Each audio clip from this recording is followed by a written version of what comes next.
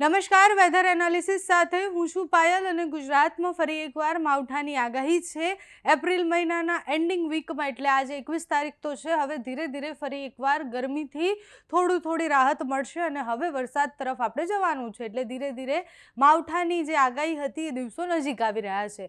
કયા વિસ્તારમાં વરસાદ પડી શકે? ગઈકાલે અને એના આગલા દિવસે ડાંગ અને દક્ષિણ ગુજરાતના અમુક વિસ્તારોમાં છૂટોછવાયો વરસાદ પડ્યો હતો. હજુ અનેક વિસ્તારોમાં આજે સામાન્ય મધ્યમ વરસાદ પડે, છૂટો છવાયો વરસાદ પડે તેવી સંભાવના છે. એપ્રિલ એન્ડિંગમાં વરસાદની આગાહી કરવામાં આવી છે. 21 તારીખની સ્થિતિ તમને બતાવું તો ક્યાંય તમને વરસાદ નહીં દેખાય. અત્યારે ગુજરાતના મોટાભાગના વિસ્તારોમાં એકદમ ક્લિયર વેધર છે. એટલે 21 તારીખે ક્યાંય વરસાદ નથી દેખાઈ રહ્યો. દક્ષિણ ગુજરાતમાં અમુક વિસ્તારોમાં વરસાદનું કારણ એ છે કે આજે ટ્રફ જે ખેંચાઈને આવી રહ્યો છે, એટલે તમે જુઓ કે આ મહારાષ્ટ્રના દરિયાકાંઠાના વિસ્તારોમાંથી જે ટ્રફ ઉપરની તરફ આવશે, એ ટ્રફને કારણે દક્ષિણ ગુજરાતના અમુક વિસ્તારોમાં વરસાદ પડે તેવી સંભાવનાઓ છે. અને બાકી તમે જુઓ કે વેસ્ટર્ન ડિસ્ટર્બન્સની સિસ્ટમો સતત પસાર થઈ અહીંયાથી ધીરે ધીરે આગળ વધી ગઈ, નેપાળ તરફ ગઈ અને એના કારણે હવે તીવ્રતા ઓછી છે વરસાદની. પણ જ્યારે વેસ્ટર્ન ડિસ્ટર્બન્સની સિસ્ટમ ઉપર હતી ત્યારે એની અસરો વધારે જોવા મળી રહી હતી. અત્યારે 21 તારીખ 22 તારીખની આસપાસ ગુજરાતમાં ક્યાંય વરસાદ નથી પડી રહ્યો.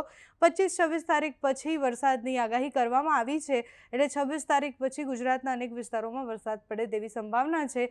કારણ એ છે કે એક સિસ્ટમ જે છે, જે વેસ્ટર્ન ડિસ્ટર્બન્સ સિસ્ટમ છે, એ સિસ્ટમો ધીરે ધીરે ઉપરથી પસાર થશે અને એની અસરને કારણે વરસાદ પડે તેવી સંભાવના છે. એકવાર આપણે તાપમાન પણ જોઈ લઈએ, કારણ કે ગરમી પણ ખૂબ વધી રહી છે. ગરમીની સ્થિતિ શું રહેવાની છે? કારણ કે હવામાન નિષ્ણાંતની આગાહી પ્રમાણે હીટ વેવનો આ રાઉન્ડ સૌથી ભયાનક અને 41-42 ડિગ્રીને પાર તાપમાન પહોંચે તેવી સંભાવના છે. આજની તારીખ અમદાવાદમાં 37 ડિગ્રી તાપમાન 11-12 વાગ્યાની આસપાસ છે. 40 ડિગ્રીએ તાપમાન પહોંચવાનું છે. સુરત, મહેસાણા એટલે ઉત્તર ગુજરાત, દક્ષિણ ગુજરાત, મધ્ય ગુજરાત, કચ્છ અને દ્વારકાવાળો આખો જે પટ્ટો છે ત્યાં પણ ગરમી દેખાઈ રહી છે.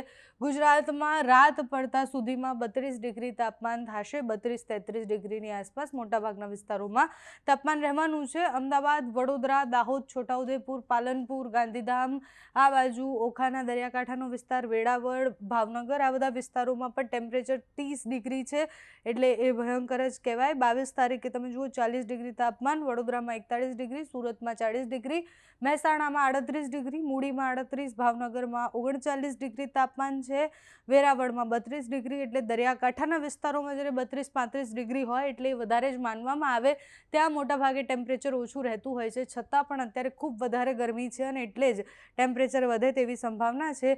23 તારીખે પણ એ સ્થિતિ રહેવાની છે. એટલે આગામી 4-5 દિવસ સુધી આ હીટવેવનો જે રાઉન્ડ છે એ ભયાનક ગરમી લઈને આવશે. 24 તારીખે પણ તાપમાન વધારે રહેવાનું છે.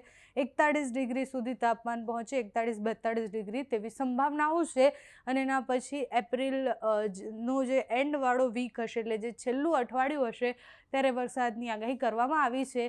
એ વરસાદ ભારે પવન સાથે, ગાજવીજ સાથેનો હશે. હવામાન નિષ્ણાંત અને હવામાન વિભાગ બંને દ્વારા એ આગાહી કરવામાં આવી છે કે એપ્રિલ એન્ડિંગની 27, 28, 29 તારીખ સુધીમાં ભયાનક વરસાદ ગુજરાતમાં પડે તેવી સંભાવના છે. મે મહિનાની શરૂઆત પણ એવી રહેવાની છે. મે મહિનાના 2 અઠવાડિયા ખૂબ વધારે ગરમી પડશે અને 2 અઠવાડિયા વરસાદની આગાહી કરવામાં આવી છે. મેની આગાહી આપણે ધીરે ધીરે આગળ જેમ જેમ દિવસો આવશે એ પ્રમાણે કરતા રહીશું. ચોમાસાને પણ એની અસર થશે, કારણ કે આ વખતે જે ચોમાસું છે એ સિસ્ટમ આધારિત ચોમાસું છે. જે ભયંકર ગરમી પછી જે ચોમાસું પડતું હોય છે એવી રીતના ચોમાસું નથી બેસવાનું. અલગ અલગ સિસ્ટમને આધારે ગુજરાતમાં ભારે વરસાદની આગાહી છે. એટલે ચોમાસું પણ સારું રહે એવી સંભાવના છે. અત્યારે તો એપ્રિલ એન્ડમાં વરસાદ પડે એની અસરો કેટલી થાય છે જોવાનું રહ્યું. તમારે ત્યાં કેટલી ગરમી પડી રહી છે અમને કમેન્ટ્સમાં જણાવજો. અત્યારે આ વિડીયોમાં બસ આટલું. જો તમે અમને યુટ્યુબ પર જોઈ રહ્યા હોય તો સબસ્ક્રાઈબ કરજો, ફેસબુક પર જોઈ રહ્યા હોય તો ફોલો કરજો, અમારા આ વિડીયોને લાઈક અને શેર કરજો.